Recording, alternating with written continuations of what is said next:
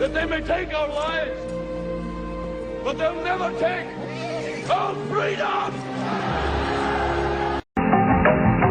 พระเจ้าอนุวงศ์ได้นำพาประชาชนต่อสู้อย่างพิราศอาถรรพ์ที่สุดเพื่อป้องกันนครหลวงเวียงจันทน์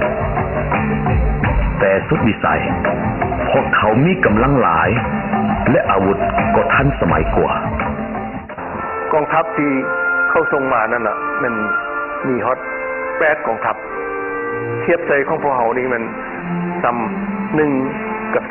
10ประกอบด้วยอาวุธที่ทันสมัยแล้วด้วยการกอบโกยเอาทรัพย์สมบัติของเรานี่แล้วด้วยการเอาเปรียบเอารับในการค้าของเราเนี่ยเอาได้เงินได้คำซื้อหนอแฮบซื้อยาพินไปขายแล้วก็แลกเปลี่ยนเอาปืนมาฆ่าคนเหล่านี้ส่วนเรากองทัพของเราเขานี่จะมีแต่ปืนพลาซื้อมีฮอกมีเงามีหน้าจึงว่าตอนนั้นก็ยังสู้กันได้หลายเดือน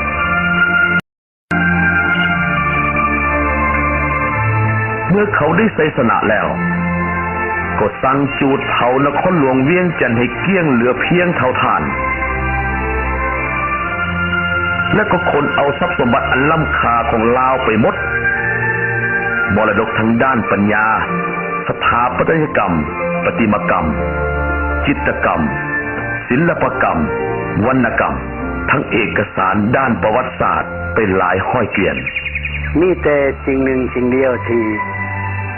ชาวล้านช้างบ่ย่อมให้ผู้ใดญาณเอาไปอันนั้นคือน้ำใจต่อสู้